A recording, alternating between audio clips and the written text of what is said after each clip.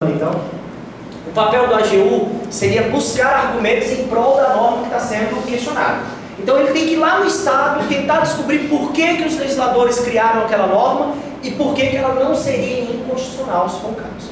Ok?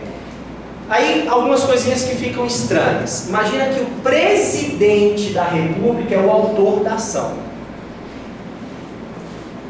O PGR tem que dar a defesa da norma? Ou, toda hora chama de PGR errado. AGU. O AGU tem que dar a defesa da norma? Tem. Por que é estranho? Porque o AGU é cargo em comissão do presidente. Isso não mudou. O AGU é cargo comissionado do presidente. Então eu pergunto, o presidente da República propondo uma ação, o AGU indo lá defender a norma que ele está impugnando, eu mandaria embora na hora. Faz uma fila aí de futuros AGUs que eu vou trocando toda hora. Na hora que um estiver defendendo lá a norma e ainda defender bem, aí é que eu mando embora mesmo. Mas, brincadeiras à parte, última questão é, quando é que o AGU não é obrigado a defender? O STF mitigou essa posição, lembra que tipicamente ele é obrigado. O STF entende o seguinte, se já houve decisão do STF pela inconstitucionalidade. Óbvio que para ter havido decisão do STF pela inconstitucionalidade, essa decisão foi no caso concreto ou abstrato? Concreto. Quem é abstrato está chegando a primeira vez no STF. Ok? Segunda situação, quando houver aquela inconstitucionalidade chapada. Quando é tão notória, é tão flagrante, seria até desrespeitoso exigir do AGU fizesse um papel de palhaço defendendo algo que não tem defesa, né? Então, o STF mitigou essa orientação e entendeu que nesses dois casos o PGR poderia atuar, o AGU, desculpa, poderia atuar sem defender a norma impugnada. Mas a regra é que ele tem que deixar as convicções pessoais dele de lado e ir lá defender a norma. O AGU tem que defender a norma como regra. Ok? Alguma dúvida? Ele não é obrigado a se manifestar? Não, ele é... Não, ele não é obrigado a se manifestar, porque a manifestação dele é só pela defesa.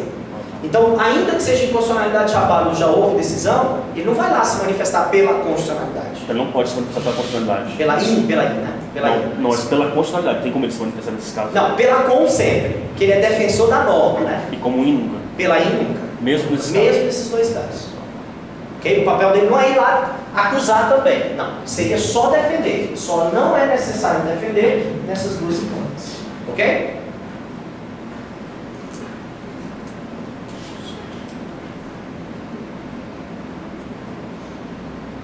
Mas aí nesse caso, na prática, o Supremo nem remete a ele ou remete e ele fica... Remete, mas ele fica...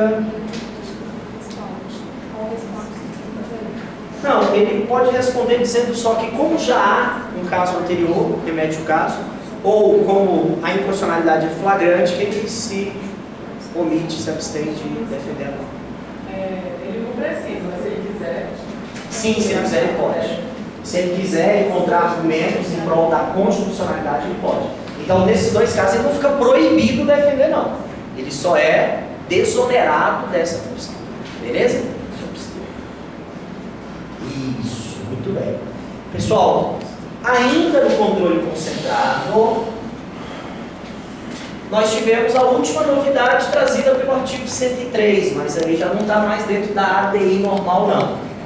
O artigo 103, no parágrafo 2º, trouxe quem? A ADO, que o povo também chamava de ADIM por omissão. Agora ela tem essa sigla própria, já tem algum tempo que o Supremo chama essa ação de ADO.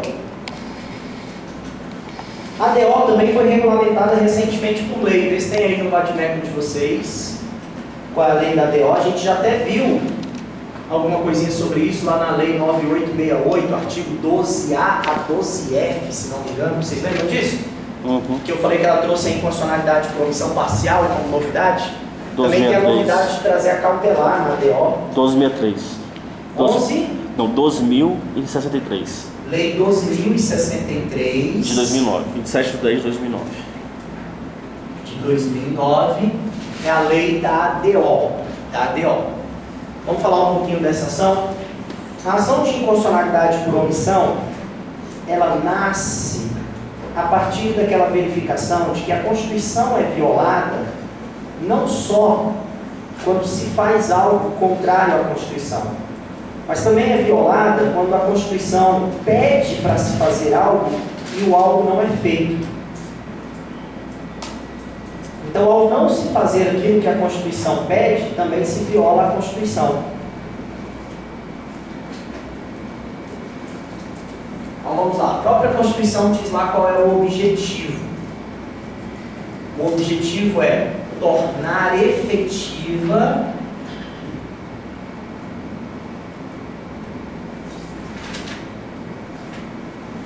a norma constitucional que dependa de regulamentação.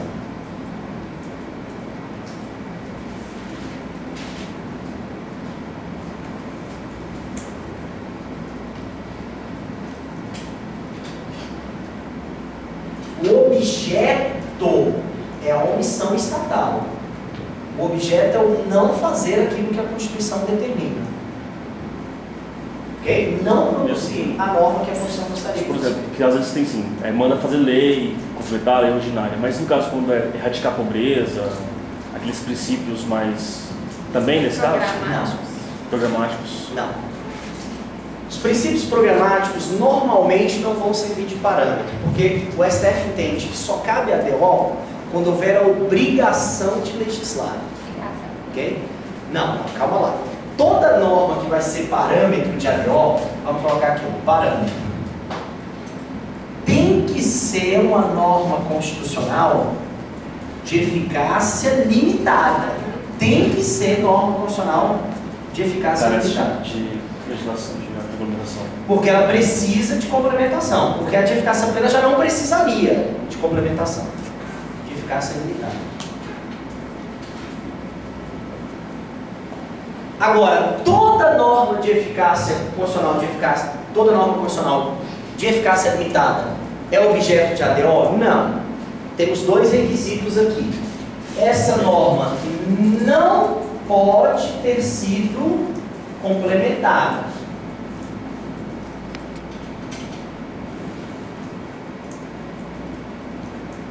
Porque, gente, se a norma é de eficácia limitada, mas o legislador já fez a complementação, não cabe a DO. Então a gente tem que ver que ainda falta a complementação, ok? Se ela já foi complementada, não cabe a DO. Segunda questão importante, deve haver a obrigação de legislar. A obrigação de legislar.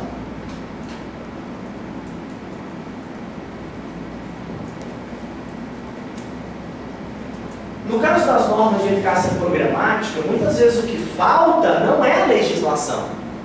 O que falta é o quê? A chamada política pública, poder executivo, ação.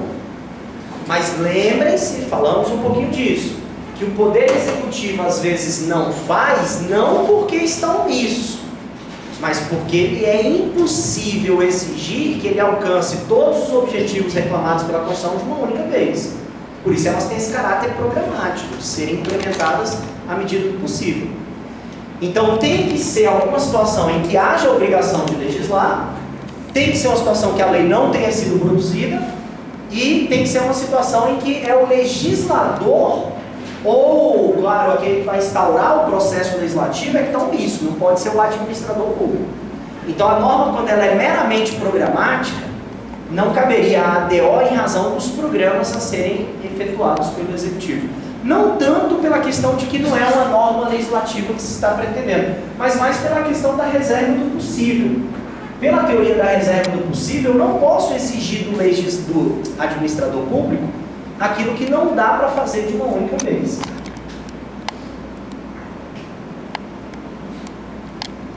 Por exemplo, lá no artigo 6º da nossa Constituição está escrito que são direitos sociais, entre eles a moradia.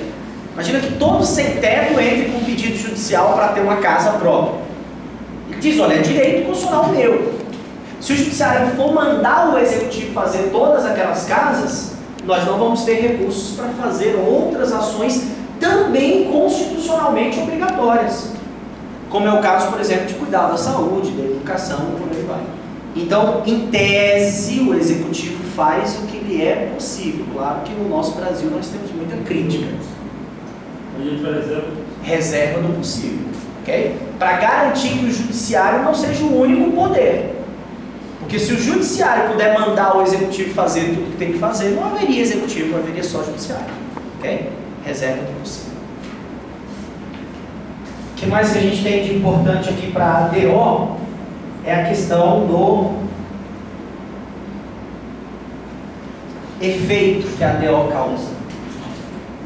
E aqui a gente vai distinguindo também algumas diferenças da ADO para o mandado de injunção. Vocês lembram que o mandado de injunção entrou no capítulo do controle difuso? Se o mandado de injunção é controle difuso, quem pode instaurar? Quem pode levar a questão até o STF, por exemplo, até o judiciário? Qualquer pessoa que tiver com problema. Se é controle difuso, quem é que pode julgar? É só o STF? Não, tem casos em que o STJ julga mandado de injunção, tem casos que a Justiça do Trabalho julga mandado de injunção, a Justiça Eleitoral julga mandado de injunção. Mas depois eu vou fazer uma tabelinha aqui comparando a ADO com o mandado de injunção, porque senão fica difícil de vocês perceberem isso. Mas vamos falar dos efeitos. Sem dúvida nenhuma, se o controle é concentrado, a eficácia é erga omnes. Independente da posição que se vai dar, se é concretista ou não, a eficácia é para todos. Os efeitos serão concretos quando se tratar de omissão de órgão administrativo. Órgão administrativo aqui, entendam, estamos falando da classificação do professor Eli Lopes Meireles, em que não entram os órgãos supremos. Não entra a Câmara, não entra o Senado, não entra a Presidência da República. Então entra quem? Eu sou um ministério, uma superintendência, uma autarquia. Então, se uma autarquia não faz uma norma que a Constituição requer, o STF, ao julgar uma ADO, pode mandar fazer em 30 dias. É o efeito concreto. Manda suprir a omissão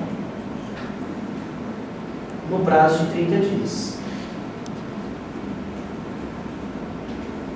Não só aí, se 30 dias eles não fizerem, pode gerar um crime de desobediência. Ok?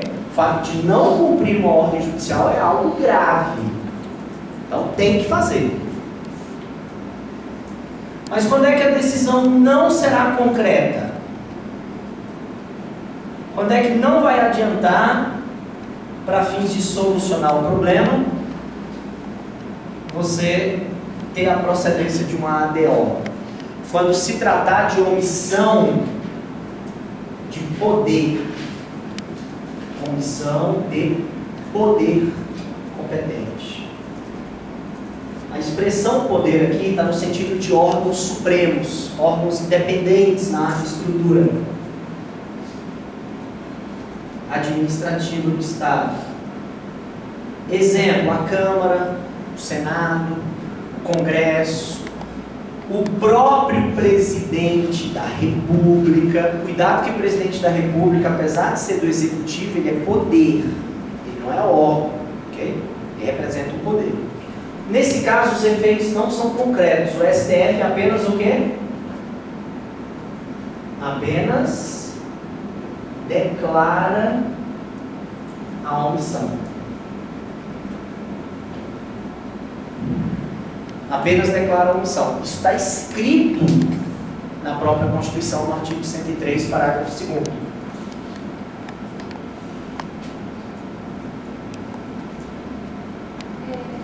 Aquele exemplo do seu foi mandado de junção, né? Que foi com efeitos concretos. Vou falar já já o comparativo dos dois, não foi uma ADO não.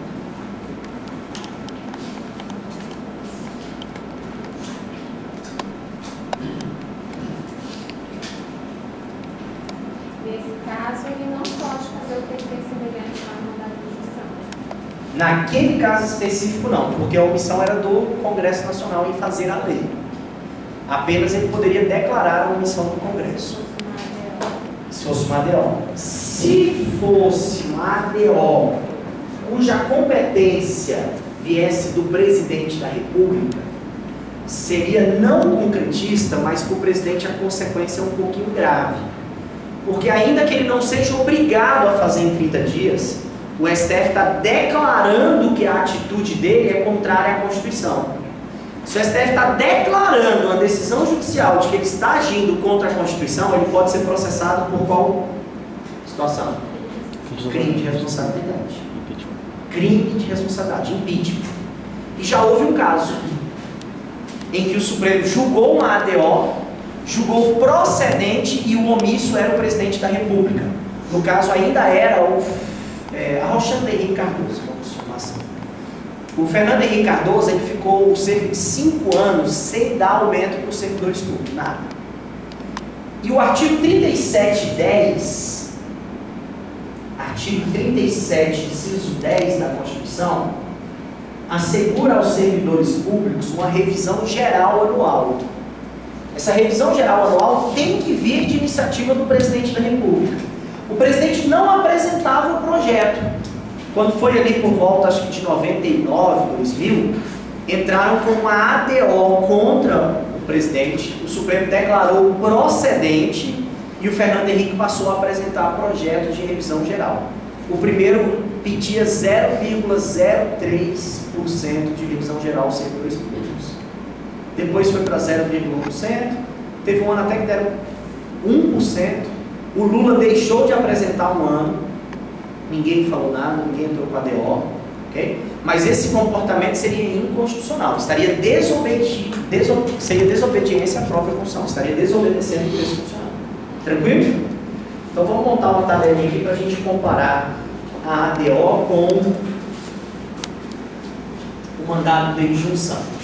Lembrando que vocês têm que ler essa leizinha aqui que fala da ADO, tá? Que ela trouxe também algumas novidades. Deixa eu colocar aqui as novidades que ela trouxe, aqui no cantinho. Ela trouxe a questão da liminar, ela trouxe a questão da inconstitucionalidade parcial e ela também trouxe a figura do amicus curiae. Essas novidades foram trazidas pela emenda ou pela lei da ADO. Mas vamos lá, vamos colocar aqui de um lado o mandado de injunção.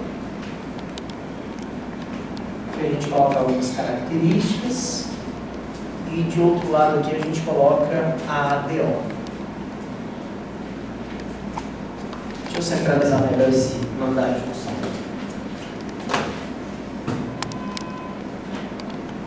Então, como é que ficam as características desses dois instrumentos? Primeiro vamos colocar aqui, gente, o tipo de controle, ou tipos de controle. O controle instaurado por MI é o controle difuso, exercido no caso concreto. O controle instaurado por ADO é o controle concentrado, abstrato. O STF não quer saber dos casos concretos. Ele quer saber se ao fim e ao cabo está ou não sendo ferida a Constituição. Ok?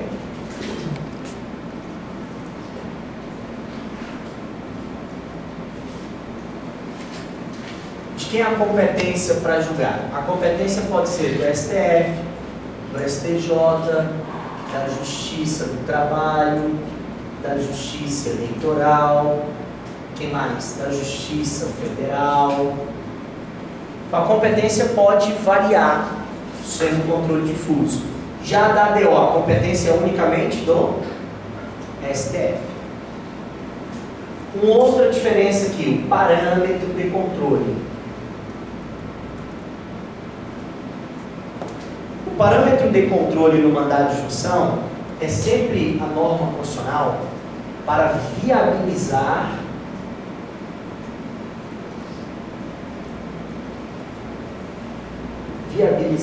direitos, liberdades, nacionalidade, soberania e cidadania.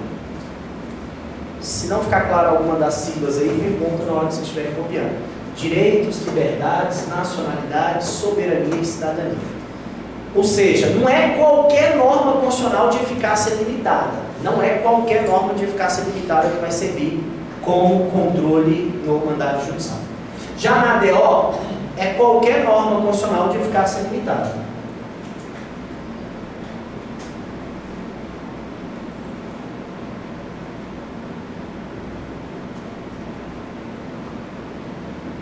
Obviamente, dentro daquelas limitações que a gente colocou lá. Não tenha sido regulamentada e haja obrigação de legislar.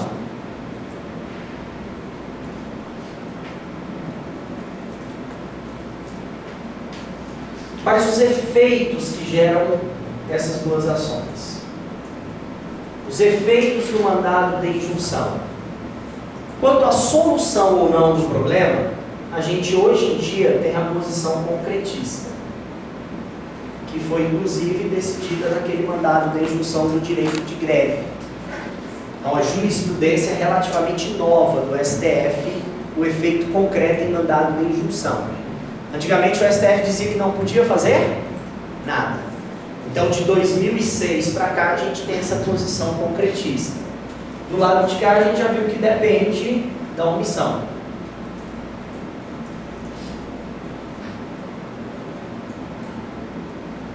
Depende da omissão. Outra questão dos efeitos é quanto a quem é atingido. A eficácia necessariamente é inter partes. Muito embora, eu vou deixar um asterisco aqui para a gente lembrar de um caso especial. O caso é especial e não deve ser levado como regra, que é o caso do direito de greve dos servidores públicos. No caso do direito de greve dos servidores públicos, o STF extrapolou um pouco o seu papel de controle incidental. O que o STF fez naquele caso?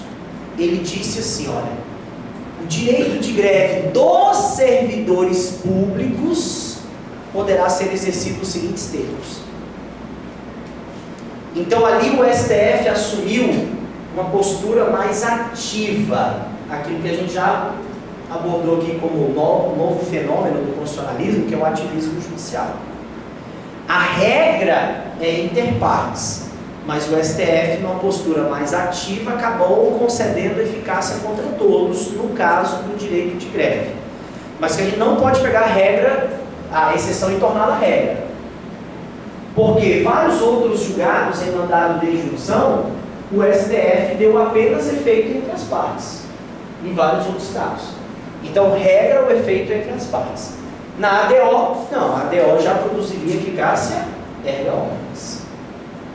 Aqui seria para atingir a todos. Tranquilo?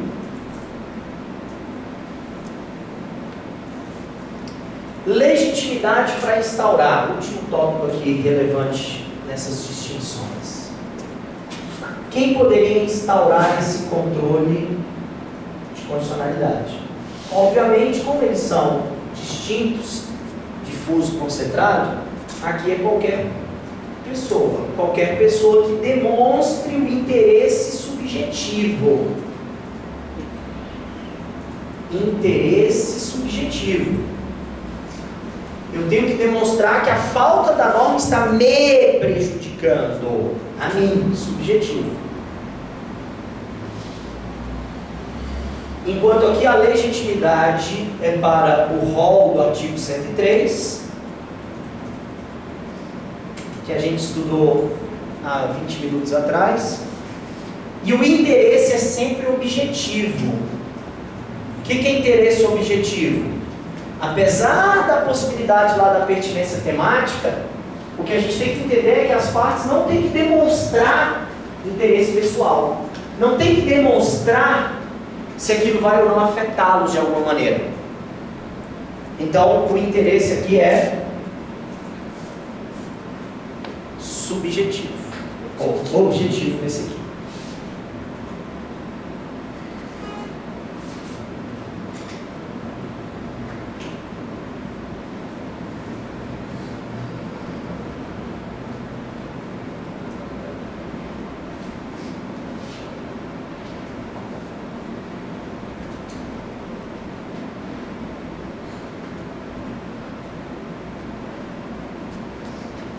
Any questions dessas diferenças do mandado de indução para de produção? Normalmente eu coloco aí cerca de 7 diferenças, né? Se a gente for pegar cada uma, 1, 2, 3, 4, 5, 6, 7 distinções. Tá? Do lado de cá a gente só mencionou 5, mas os efeitos e o tipo de controle geram 2 diferenças especiais. Dúvida?